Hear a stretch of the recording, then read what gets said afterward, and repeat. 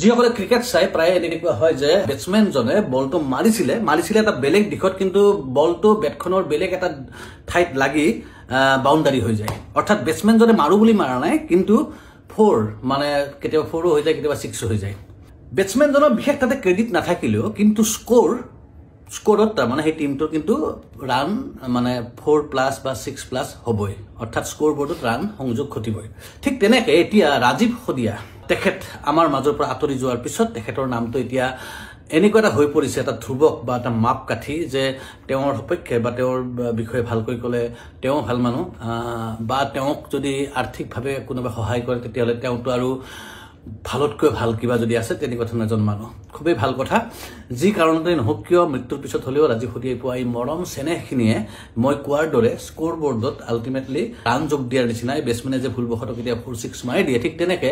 তেওঁৰ পৰিয়ালটোৱে এটা আৰ্থিক সকাহ পাব, আৰু এইটো নিশ্চয়কৈ সকলোৰে কাৰণে এটা সেই বিশেষকৈ পৰিয়ালটোৰ কাৰণে খুবেই ভাল কথা। এই প্ৰসংগত কি প্ৰসংগত এই কথাটো কৈছো আপোনালোকে চাগে গম পাইছে। প্ৰসংগ হৈছে যে এই মুহূৰ্তত এটা প্ৰতিযোগিতা চলিছে ৰাজীৱ সদিয়াক সহায় কৰাক লৈ, আৰু এই সহায় কৰাৰ ক্ষেত্ৰত তেওঁলোকে সহায় কৰা সকলে আচলতে ৰাজীৱ সদিয়াক কি ধৰণে ভাল পায়, কি ধৰণে তেওঁক বুজে, সেয়া এটা অন্য এটা বিষয়। তাৰ লগে লগে সমান্তৰালভাৱে চৰ্চা হৈ আছে অসমত সাংস্কৃতিক ক্ষেত্ৰখনত এগৰাকী পশ্চিমবংগৰ পৰা অহা, অসমৰ আচলতে বোৱাৰী অহা যোৱা, এই কথাবিলাক চাগে কিমান যুক্তিসন্মত মই ক'ব নোৱাৰিম, কিন্তু এগৰাকী ছিংগাৰ যিয়ে অসমীয়া বহুকেইজন ছিংগাৰলৈকে ভাবুকি কঢ়িয়াই আনিছে। কাৰণ তেনেকৈ হৈছে, কাৰণ ক্ৰিয়া প্ৰতিক্ৰিয়াও দেখিবলৈ পোৱা গৈছে অসমৰ বহুকেইজন গায়ক গায়িকাৰ পৰা। মৰ্মিতা মিত্ৰ তেওঁ আহি খুব কম খৰচতে খুব ধুনীয়া প্ৰগ্ৰেম কৰে বুলি আমি ছ'চিয়েল মিডিয়া যোগে জানিব পাৰিছোঁ। আমি তেওঁৰ প্ৰগ্ৰেম লাইভ চোৱাৰ সুযোগ পোৱা নাই, কিন্তু ৰাইজৰ প্ৰতিক্ৰিয়া ছ'চিয়েল মিডিয়াত চাই সেয়া খুবেই ভাল যেন লাগিছে। আৰু তাক লৈ এটা চৰ্চা হৈছে যে পশ্চিমবংগৰ পৰা অহা এজনী বঙালী ছোৱালীয়ে আমাৰ ইয়াতে গান গাবলৈ দি তেওঁক পইচা দি ধনী কৰাৰ কিবা যুক্তি আছে জানো?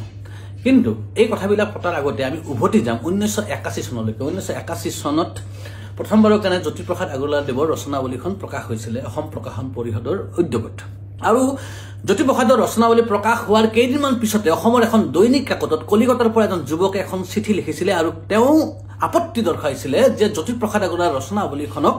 অস্ত্ৰপ্ৰচাৰ কৰা হৈছে, অৰ্থাৎ তেওঁৰ মূল কিছুমান লিখা তাৰ পৰা গায়ব কৰি দিয়া হৈছে, অৰ্থাৎ জ্যোতিপ্ৰসাদ আগৰৱালাক বিকৃতভাৱে উপস্থাপন কৰাৰ এটা প্ৰয়াস চলিছে বুলি তেওঁ অভিযোগ কৰিলে। আৰু তাৰপিছতে হুলস্থুল লাগিলে। হুলস্থুল ইমান পৰ্যায়লৈকে গ'ল যে এটা সময়ত প্ৰকাশন পৰিষদে নিজৰ ভুল স্বীকাৰ কৰি নতুন সম্পাদনা সমিতি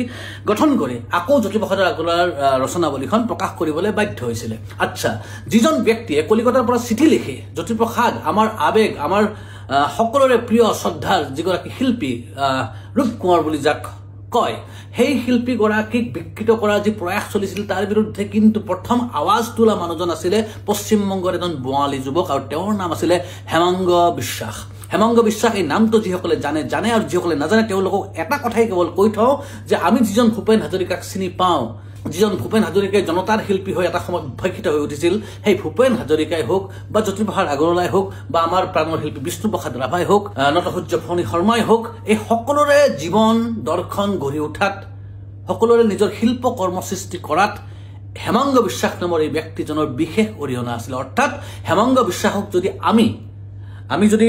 নোহোৱা কৰি দিওঁ এই চৰিত্ৰটো, তেতিয়াহ'লে জ্যোতিপ্ৰসাদ, বিষ্ণুৰাভা, ভূপেন হাজৰিকা এই গোটেই চৰিত্ৰবিলাকে কোনোবাখিনিত ম্লান হৈ পৰিব। এতিয়া হেমাংগ বিশ্বাস বঙালী নে অসমীয়া?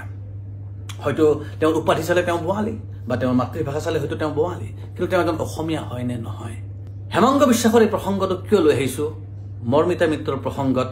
আমি এই বিষয়ে আৰু অকণমান আগলৈকে যাম। তাৰ কাৰণে আপোনালোকে যদি শুনা নাই এবাৰ শুনি ল'ব সুমন চট্টোপাধ্যায়ৰ এটা গান, যিটো গানত তেওঁ কৈছিলে যে তেওঁ এনেকুৱা এখন দেশ বিচাৰে, এনেকুৱা এটা সময় বিচাৰে য'ত নেপালী ল'ৰা এটাই হাতত গীটাৰ লৈ কলিকতাত নেপালী ভাষাতে গান গাব পৰা এটা যাতে পৰিৱেশ সৃষ্টি হয়। তেনেকুৱা এটা চিন্তা চৰ্চা কৰি পৃথিৱীত চলি থকা সময়ত যেতিয়া কোৱা হয় যে শিল্পী বা শিল্পৰ কোনো ভাষা নাথাকে, শিল্পৰ কোনো দেশ নাথাকে, সীমা নাথাকে, সমস্ত পৰিধি ভাঙি শিল্প বা শিল্পী আচলতে অৱস্থান, তেনে ক্ষেত্ৰত আমাৰ চুবুৰীয়া পশ্চিমবংগৰ পৰা অহা এজনী ছোৱালী ইয়াত গান গোৱাক লৈ বিতৰ্ক কিয় হৈছে বা বিতৰ্ক হোৱাটো প্ৰয়োজন নাই? আমাৰ অসমৰ যদি কোনোবা এগৰাকী গায়িকা দীপলিনা ডেকা হওক, প্ৰিয়ংকা ভৰালী হওক, কোনোবা গৈ যদি কলিকতাত আজি দপদপাই থাকিলেহেঁতেন, আমিয়ে গৌৰৱ কৰিলোহেঁতেন যে আমাৰ অসমৰ পৰা গৈ আজি কলিকতাত, দিল্লীত, বম্বেত, লণ্ডনত গৈ হুলস্থুল লগাই আছে আমি গৌৰৱ কৰিলো এতিয়া তেনেস্থলত কলিকতাৰ পৰা আহি যদি কোনোবাই ইয়াত হুলস্থুল লগাইছে তেতিয়াহ'লে আমাৰ আপত্তি কৰাৰ কিবা থল থকাটো প্ৰয়োজন নাই প্ৰয়োজন আছে নে নাই আকৌ এবাৰ আপোনালোকে চিন্তা কৰি চাব মনলৈকে অহা প্ৰশ্ন কিছুমান কৈ আছো কিয়নো হেমাংগ বিশ্বাস আৰু মৰ্মিতা মিত্ৰ কিন্তু একে নহয় কিন্তু মৰ্মিতা মিত্ৰ আৰু দীপলিনা ডেকা বা প্ৰিয়ংকা ভৰালীও বেলেগ পাৰ্থক্য কিন্তু ইয়াত একো আমি দেখিবলৈ নাপাওঁ কৈ আছো ইয়াৰ পিছৰ অংশত দীপলিনা ডেকা এই নামটো মই লৈ আছো দীপলিনা ডেকা অকল নহয় আমি সকলোৱে কল্পনা কৰি ল'ব পাৰে নিজৰ নিজৰ এগৰাকী গায়িকা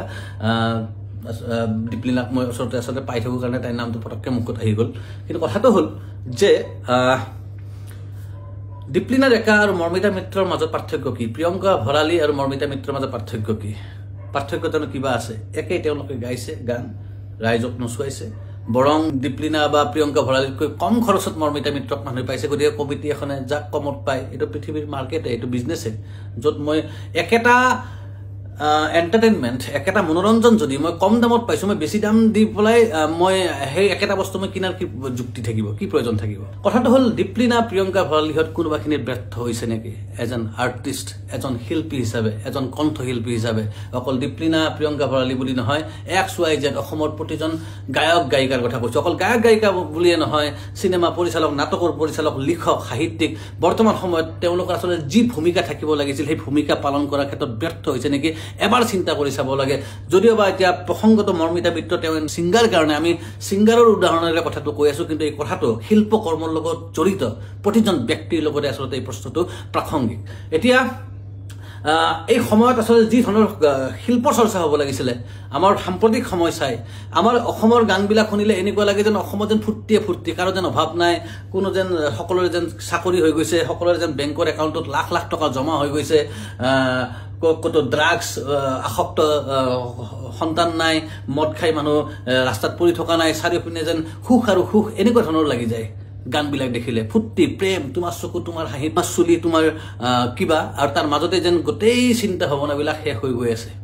গতিকে তেনে ক্ষেত্ৰত কোনোবা মৰ্মিতা মিত্ৰই যি গাইছে আৰু কোনোবা আমাৰ গায়িকাই যি গাইছে তাৰ মাজত পাৰ্থক্যটো ক'ত আছে গতিকে কম দামত যদি মৰ্মিতা মিত্ৰক পাইছে তেতিয়াহ'লে তেওঁক লোৱাত আপত্তিটো ক'ত মই যদি এজন গ্ৰাহক হওঁ মই যদি এজন কাষ্টমাৰ হওঁ মই যদি পাতিব লাগে তেতিয়াহ'লে কম খৰচত পাব লগা সেই মৰ্মিতা মিত্ৰকে হয়তো ময়ো মাতিম বা ৰাইজে মাতি আছে গতিকে প্ৰশ্নটো শিল্পৰ লগত জড়িত প্ৰতিজন ব্যক্তি আচলতে প্ৰশ্ন কৰা উচিত এইটো আচলতে এটা আমাৰ হাতত সুযোগ নিজক চিন্তা কৰিছোঁ আৰু নিজক জুকিয়াইছোঁ আৰু